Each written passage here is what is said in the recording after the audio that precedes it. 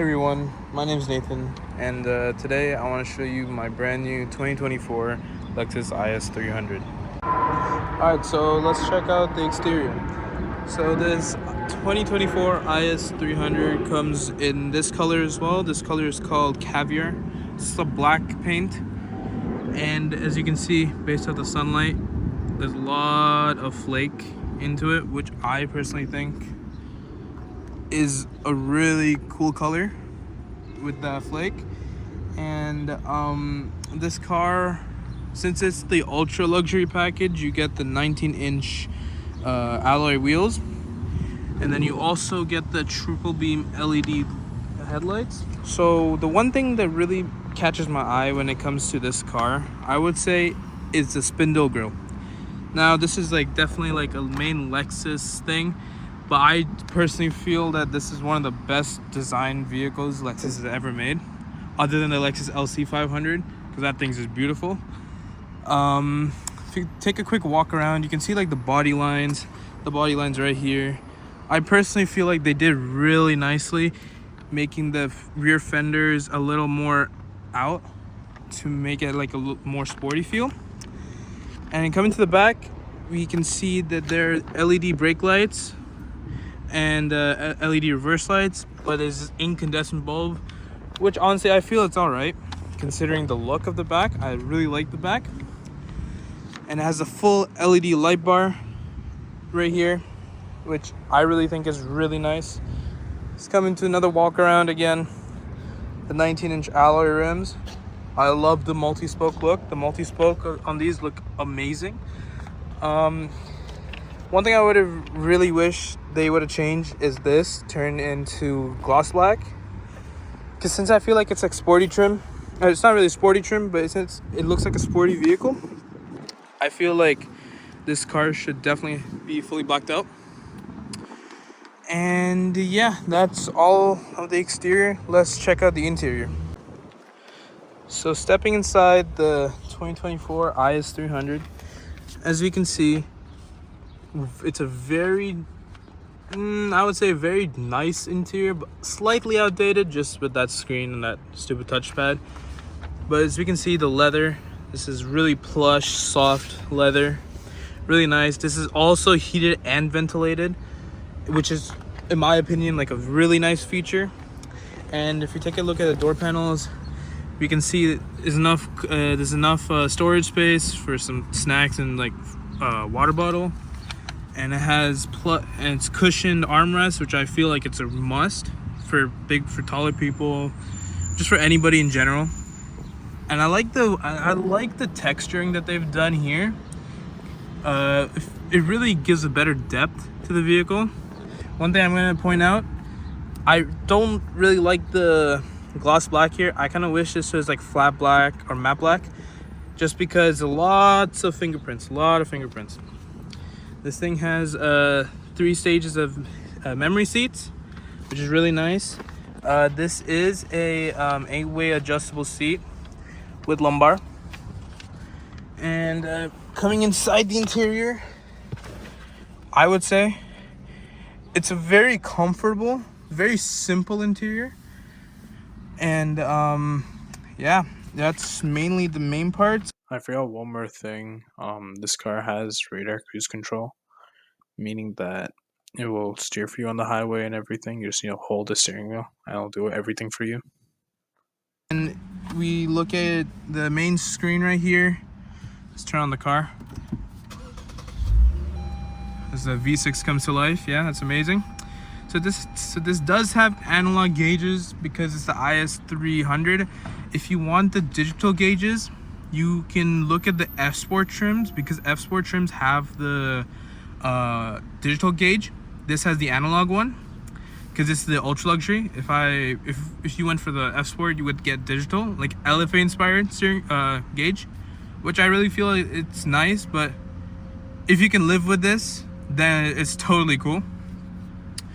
And then we can come to the infotainment screen. So this infotainment screen is a 10.3-inch infotainment screen with Apple Carplay and Android Auto, but keep in mind this is a wired setup. which I personally feel they should have honestly changed that. And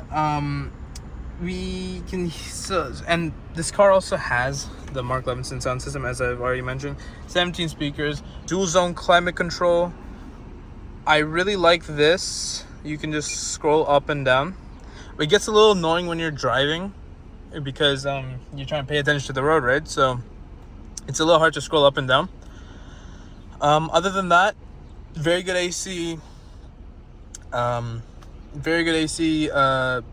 Good climate control. Everything's auto.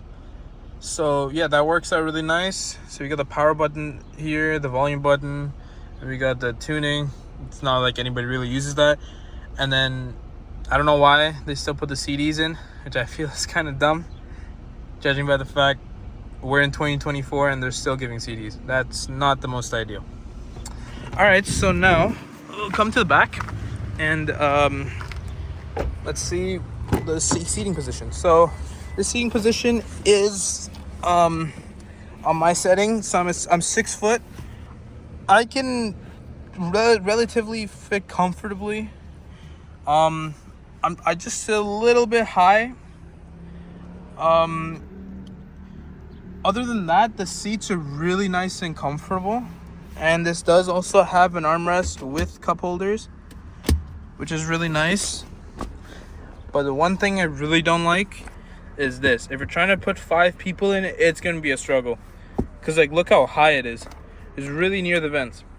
So this also does have vents. Wished I would have had at least some heated seats, but it's alright. And they don't have any storage. So keep in mind if you're looking for this car, keep in mind this car does not have any storage. Speaking of storage, the Lexus IS300 has a 10.8 cubic feet of storage in the rear. And yeah, that's mainly it for the interior. Oh, and one more thing to mention. This car, base model, IS300, starts at around $50,000. This car that I'm reviewing, which is my car that has been fully spec'd out to, this comes out to $59,190 Canadian. I would say it's worth the money if you're trying to keep this car for a long time, because Lexus holds its value, and it's a pretty comfortable car, so it should be good for the long run. And it's also pretty much a Toyota, so reliability, it's perfectly normal. All right, so let's take a look at the engine, and we'll look at the specs.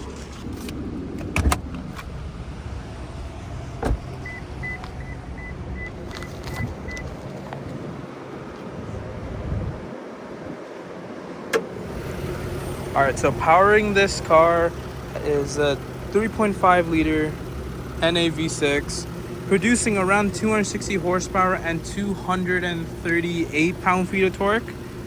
And this does have a 6-speed automatic transmission, which I feel is nice, but I would have recommended this car to definitely have 8-speed, because the gear shifting is a little lacking behind. But other than that, this car is very smooth, very nice. So the Lexus Safety System Plus 2.5 is also included in this car, and that has the adaptive cruise that I already said before, lane keep assist, and automatic emergency braking. And this car does require premium fuel, just letting you guys know. And yeah, since this is mainly done, let's go for a drive.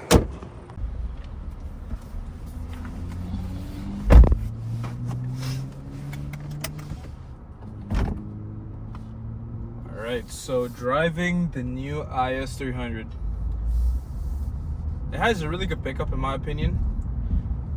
Definitely like a little lacking, but for 260 horsepower, it's really not much you can really expect. Again, blinker sound, it's top notch. I really like the blinker sounds. And it's just what most Lexuses is really nice. It sounds really sophisticated, if that's a way of saying it.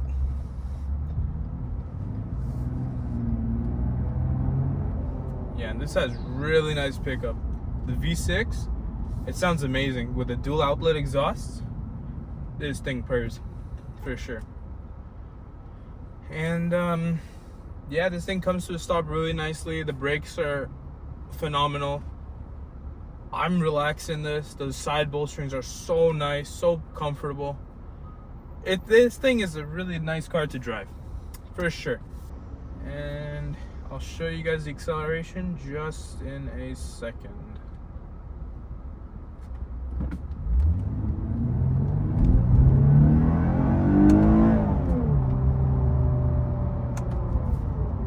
Yeah, so that's accelerating. It quickly went up to 60.